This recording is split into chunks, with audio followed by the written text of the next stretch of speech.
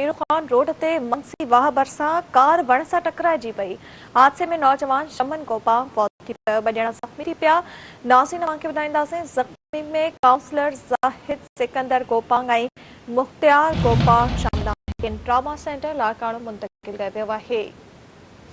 Breaking news शामिल कंदासीं। नासिक कंबर में मीरू खान रोड ते मंगसी वाह भरसा कार वण सां टकराइजी वई आहे। हादसे में नौजवान शमन गोपांग फौत थी वियो, ॿ ॼणा ज़ख़्मी थी पिया आहिनि। ज़ख़्मियुनि में काउंसलर ज़ाहिद सिकंदर गोपांग ऐं मुख़्तियार गोपांग शामिल आहिनि, जंहिंखे ट्रॉमा सेंटर लाड़काणो मुंतक़िल कयो वियो आहे। हिन अहम ख़बर बाबति नाज़रीन तव्हांखे आगाह कयो पिया। कंबर में मीरू खान रोड ते मंगसी वाह भरसा कार वण टकराइजी पई। हादसे में नौजवान शमन गोपांग फौत थी वियो आहे, ॿ ॼणा ज़ख़्मी थी पिया आहिनि। नासिर ज़ख़्मियुनि में काउंसलर ज़ाहिद सिकंदर गोपांग ऐं मुख़्तियार गोपांग शामिल आहिनि, खेनि ट्रॉमा सेंटर लाड़काणो मुंतक़िल कयो वियो आहे। ब्रेकिंग न्यूज़ आहे। नाज़रीन तव्हांखे ॿुधायूं पिया, कंबर में मीरू खान रोड ते मंगसी वाह भरसा कार वण सां टकराइजी वई। हादसे में नौजवान शमन गोपांग फौत थी वियो, ॿ ॼणा ज़ख़्मी थी पिया आहिनि।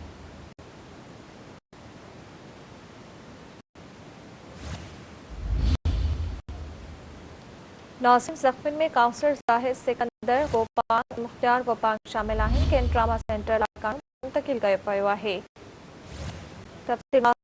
टेलीफोन लाइन ते असांखे जॉइन कयो आहे सिंध टीवी न्यूज़ जे रिपोर्टर सालेह बुलेदी। जी सालेह बुलेदी, कहिड़ा तफ़सील आहिनि? जी, मीरू खान रोड ते मंगसी वाह भरसा तेज़ रफ़्तार कार ड्राइवर जे कंट्रोल मां निकिरी वञण सां वण सां टकराइजी वई, जंहिं जे नतीजे में कंबर जे वार्ड 8 जो काउंसलर ज़ाहिद हुसैन सिकंदर गोपांग, मुख़्तियार ऐं शमन गोपांग सख़्त ज़ख़्मी थी पिया।